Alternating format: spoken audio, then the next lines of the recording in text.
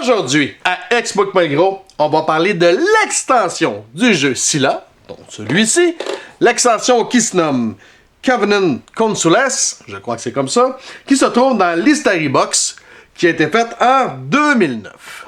Donc, c'est une extension du jeu Scylla.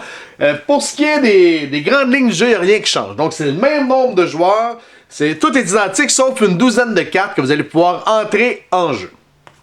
Qui dit jeu de base, dit extension, donc si vous ne connaissez pas le jeu de base, ou que vous ne l'avez pas, eh bien, cancellez le projet, vous avez 12 cartes. Vous ne pourrez pas jouer à grand chose. Par contre, si vous avez le jeu de base, mais que vous ne le connaissez pas, commencez par aller voir la capsule avec l'explication des règles du jeu de base, et ensuite ajouter celle-ci, une fois que même que je vous conseillerais de jouer une game ou deux avant, sans l'extension.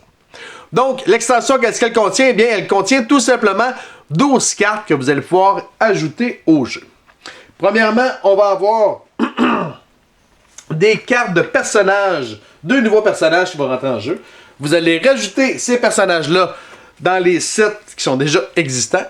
Ce qu'elles font, si on regarde le gladiateur, eh bien, le gladiateur, lui, lorsqu'on va faire la phase de revenu, eh bien, il va vous donner 1 point prestige pour chaque gladiateur qui est non incliné. Et lorsque vous allez...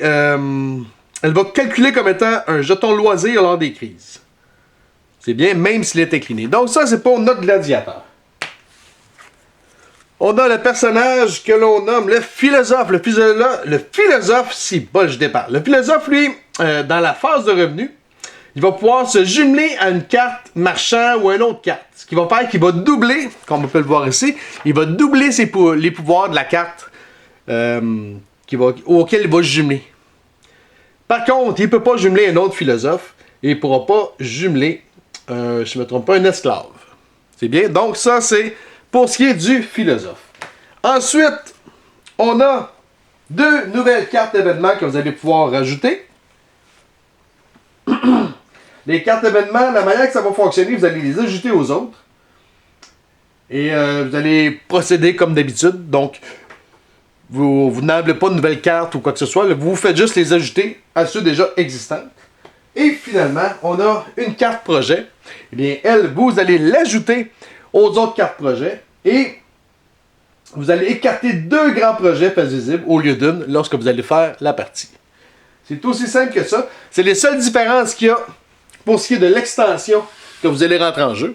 Si vous avez des questions, des commentaires, vous pouvez me rejoindre Explique-moi le gros, soit sur Facebook ou soit sur YouTube. Sur ça, bonne game!